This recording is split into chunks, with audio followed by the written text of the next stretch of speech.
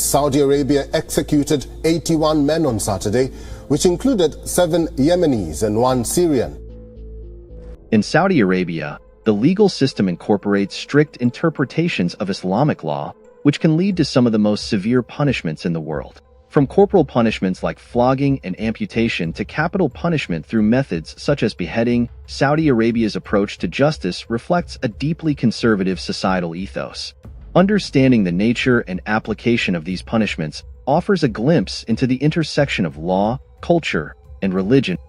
Number 1. Criminalization of dissent and political activism.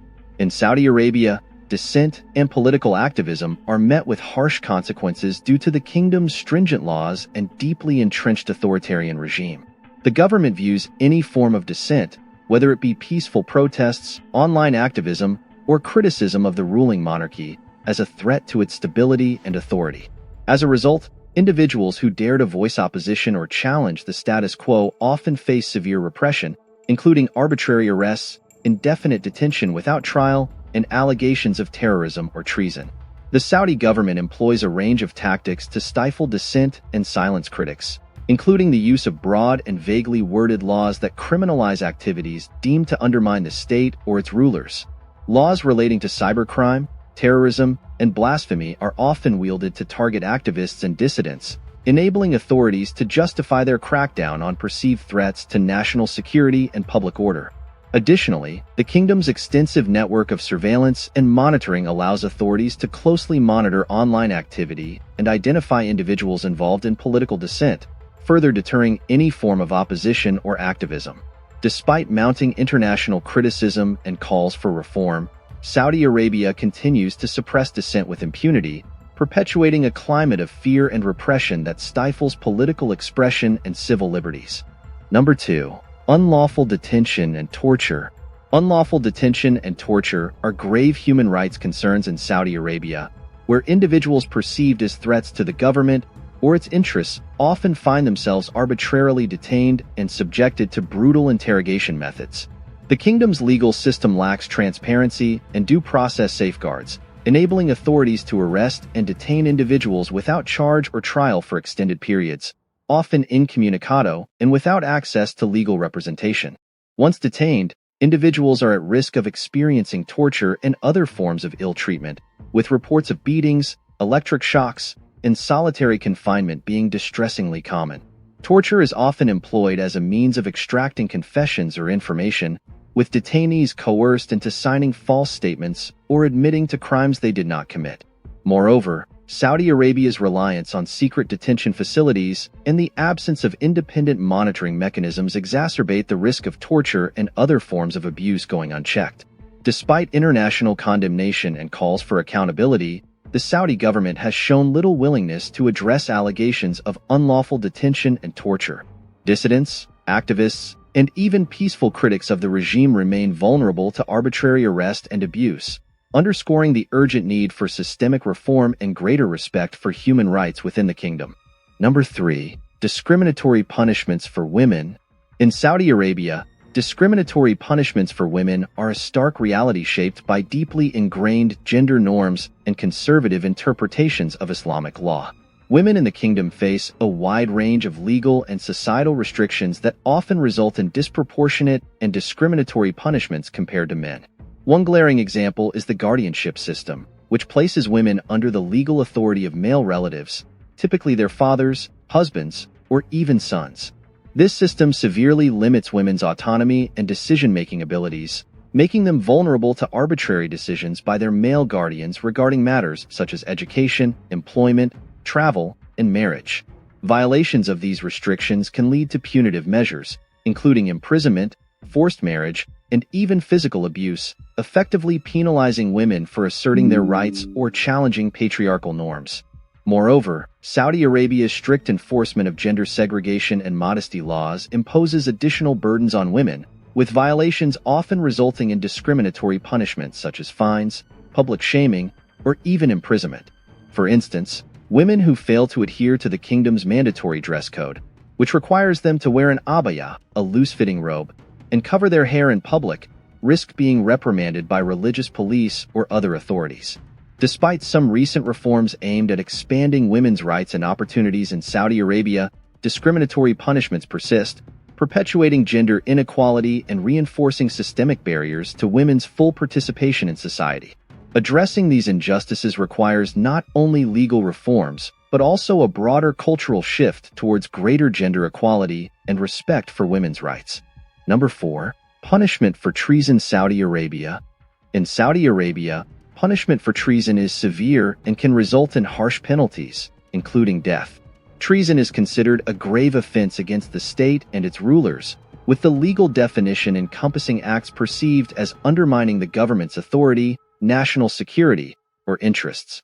While the exact punishment for treason can vary depending on the circumstances and severity of the offense, Saudi Arabia's legal system allows for the imposition of the death penalty, often through methods such as beheading. The kingdom's definition of treason is broad and can encompass a range of activities, including but not limited to espionage, insurgency, rebellion, or attempts to overthrow the government. Those accused of treason are typically subjected to secretive trials conducted behind closed doors, where they may face limited access to legal representation and due process safeguards. Moreover, Saudi Arabia's strict enforcement of laws criminalizing dissent and political activism further heightens the risk of individuals being accused of treason for merely expressing opposition to the ruling monarchy or its policies. The severe punishment for treason underscores the Saudi government's firm stance on maintaining control and suppressing perceived threats to its authority. However, critics argue that the broad interpretation of treason and the use of the death penalty to silence dissent undermine fundamental human rights and freedoms, highlighting the need for greater transparency, accountability, and respect for the rule of law within the kingdom. Number 5. Punishment for blasphemy. In Saudi Arabia, punishment for blasphemy is severe and often carries significant legal consequences. Blasphemy is broadly defined as any expression or action deemed to insult or offend religious beliefs, particularly those of Islam, which holds a central position in the kingdom's legal and social framework. Those accused of blasphemy may face charges under the country's strict blasphemy laws, which are derived from Islamic Sharia law. Punishments for blasphemy can include imprisonment, fines, corporal punishment such as flogging, and in extreme cases, even the death penalty. The enforcement of blasphemy laws in Saudi Arabia is rigorous, with authorities closely monitoring public discourse, media content, and online activities for any perceived violations. Criticism of Islam, religious figures, or the Saudi ruling family is particularly sensitive and can lead to swift and severe legal repercussions. The implementation of blasphemy laws in Saudi Arabia reflects the country's commitment to preserving Islamic orthodoxy and protecting religious sensibilities. Number 6. Criminalizing atheism. In Saudi Arabia, atheism is not only stigmatized but also criminalized under the kingdom's legal system, which is deeply rooted in Islamic law, Sharia. While the Saudi government officially recognizes Islam as the state religion and prohibits the practice of any other religion publicly, the issue of atheism is particularly contentious. Atheism is seen as a direct challenge to the religious and cultural norms of Saudi society, where adherence to Islam is deeply ingrained in the country's social fabric. As a result, individuals who openly identify as atheists or express disbelief in religion risk facing severe legal consequences, including imprisonment, fines, and even corporal punishment. Furthermore, the Saudi government has taken steps to combat atheism through various means, including monitoring online activity and restricting access to websites or social media platforms that promote atheistic views. Additionally, Saudi authorities have been known to use religious police and surveillance to identify and crack down on individuals suspected of atheism or apostasy. The criminalization of atheism in Saudi Arabia reflects the government's efforts to maintain religious orthodoxy and suppress any dissenting ideologies that challenge the dominant religious narrative. Number 7. Punishment for homosexual acts. Lesbian, gay, bisexual, and transgender LGBT people in Saudi Arabia face repression and discrimination. The government of Saudi Arabia provides no legal protections for LGBT rights. Both male and female same-sex sexual activity is illegal within the country. The law of Saudi Arabia is uncodified. A Wahhabist interpretation of Sharia, derived from the Quran and the Sunnah, is the basis of the law and justice system. 205 in particular, The Quranic account of the Prophet Lut and certain teachings of Muhammad in the Sunnah, as viewed in the Wahhabi tradition, inform the legal treatment of same-sex sexual activity and non-conforming gender presentation. Homosexuality and transgender status or gender nonconformity are widely seen as immoral and indecent, and the law allows penalties for acts of homosexuality of capital punishment, prison sentences of indeterminate length, the maximum term is unknown, fines, flogging, and deportation for foreigners. Number 8. Punishment for drug trafficking. The Saudi government fear that the drugs are aiding militias and groups against them and funding those it deems terrorist networks. It has insinuated that Hezbollah is behind the production and transportation of cannabis and Captagon into the country. In fact, Saudi Arabia's April ban on Lebanese imports, experts believed, was to inflict a cost on Hezbollah. The group has steadily denied involvement in any sort of drug trade. But most of all, the Saudis are worried about the impact of these addictive drugs on their younger generations. A majority of Saudi drug users fall into the age 12 to 22 group, and 40% of Saudi drug addicts use Captagon. Riyadh is using diplomatic pressure to fight the drugs import, with its ban on agricultural products from Lebanon and threats of Assad's continued isolation if he, among other things, does not contain the flow of cannabis and Captagon out of Syria. But the bigger struggle is domestic. How can Riyadh cut down demand for drugs in a society that offers little for entertainment and imposes a strict social code on youngsters? Some researchers believe that boredom and social restrictions are the leading cause of drug use in Saudi Arabia and welcome changes being brought in by Crown Prince Mohammed bin Salman. They say that as more movie halls open and both genders are allowed to mingle, dependence on drugs will lessen. Number 9. Punishment for witchcraft and sorcery. Saudi Arabia has continued to use the death penalty for sorcery and witchcraft. In 2006, Fawza Fala Muhammad Ali was condemned to death for practicing witchcraft. There is no legal definition of sorcery in Saudi, but in 2007 an Egyptian pharmacist working there was accused, convicted, and executed. Saudi authorities also pronounced the death penalty on a Lebanese television presenter, Ali Hussein Sibit, while he was performing the Hajj, Islamic pilgrimage, in the country. In 2009, the Saudi authorities set up the anti-witchcraft unit of their Committee for the Promotion of Virtue and the Prevention of Vice Police. In April 2009, a Saudi woman Amina bint Abdullah Nasser was arrested and later sentenced to death for practicing witchcraft and sorcery. In December 2011, she was beheaded. A Saudi man has been beheaded on charges of sorcery and witchcraft in June 2012. A beheading for sorcery occurred in 2014. Number 10. Punishment for apostasy. Saudi Arabia has no penal code and defaults its law entirely to Sharia and its implementation to religious courts.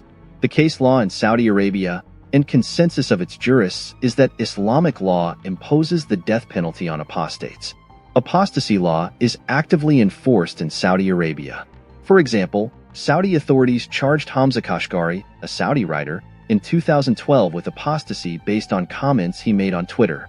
He fled to Malaysia, where he was arrested and then extradited on request by Saudi Arabia to face charges. Kashgari repented, upon which the courts ordered that he be placed in protective custody. Similarly, 2 Saudi Sunni Muslim citizens were arrested and charged with apostasy for adopting the Ahmadiyya. As of May 2014, the 2 accused of apostasy had served 2 years in prison awaiting trial. In 2012, the U.S. Department of State alleged that Saudi Arabia's school textbooks included chapters which justified the social exclusion and killing of apostates. Number 11. Public executions. In Saudi Arabia, public executions have been a long-standing practice and remain a part of the kingdom's legal system. Executions are typically carried out in public squares or designated areas, where large crowds may gather to witness the proceedings. The most common method of execution in Saudi Arabia is beheading, often conducted with a sword. Public executions are often used as a means of deterrence, with the Saudi government aiming to send a strong message to potential criminals and maintain public order. Those sentenced to death may include individuals convicted of crimes such as murder, drug trafficking, apostasy, and other offenses deemed serious under Saudi law. While public executions are legal under Saudi Arabia's interpretation of Islamic law, Sharia, they have drawn widespread criticism from human rights organizations and the international community. Concerns have been raised about the lack of due process safeguards, the secretive nature of trials leading to death sentences, and the disproportionate use of capital punishment for nonviolent offenses. Critics argue that public executions violate fundamental human rights principles, including the right to life and the prohibition of cruel, inhuman, or degrading treatment. Number 12. Amputation for theft. In Saudi Arabia, amputation is a prescribed punishment for certain types of theft under the kingdom's interpretation of Islamic law, Sharia. This form of corporal punishment is applied to individuals convicted of theft offenses deemed severe enough to warrant such punishment. The amputation typically involves the removal of the offender's hand or hands, usually through surgical means, as a public display of justice and a deterrent to others. While the specific circumstances and criteria for applying amputation may vary, the punishment is often reserved for cases involving significant theft, such as repeated offenses or theft of high-value items.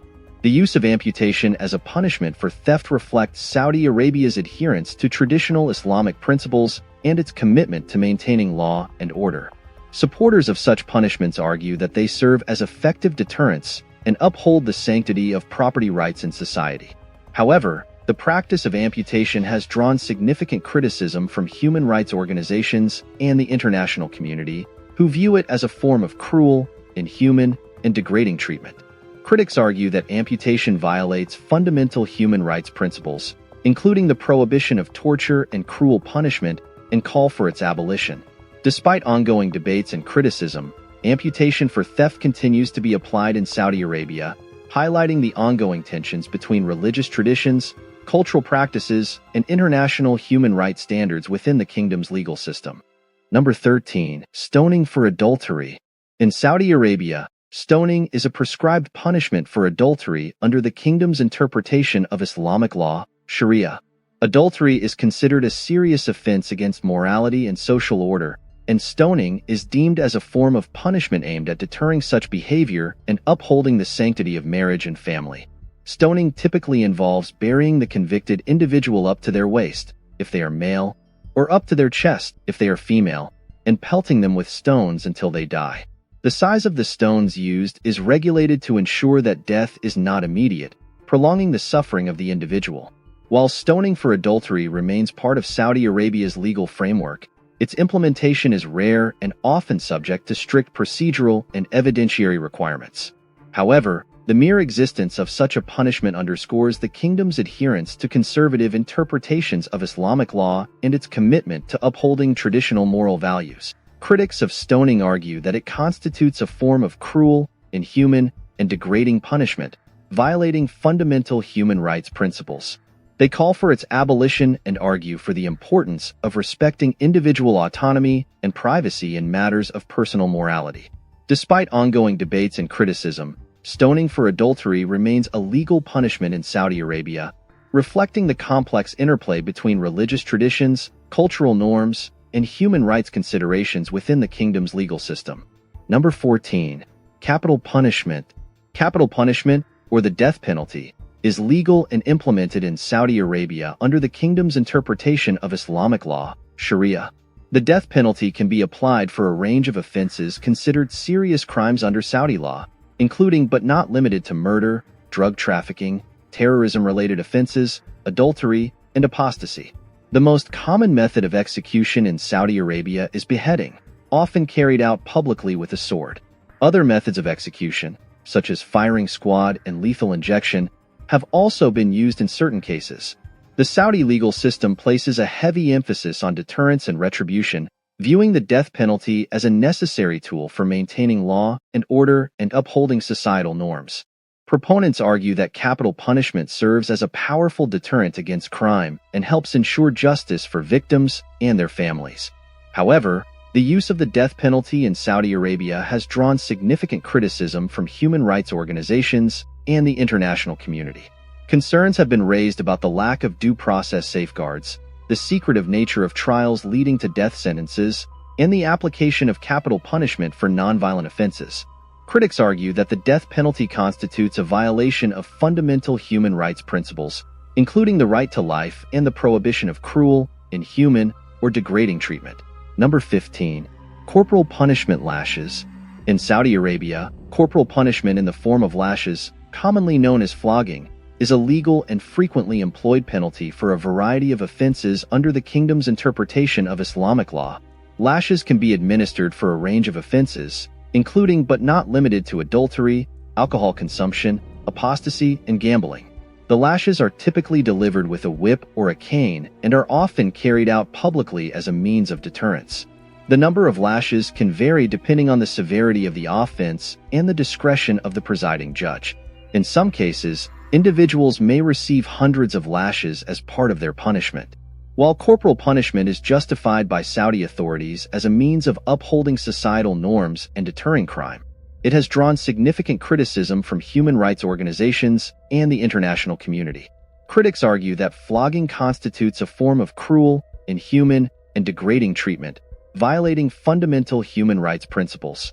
Despite calls for reform and abolition, corporal punishment, including lashes, remains a legal and widely employed practice in Saudi Arabia, reflecting the kingdom's adherence to traditional interpretations of Islamic law and its prioritization of public morality and order over individual rights.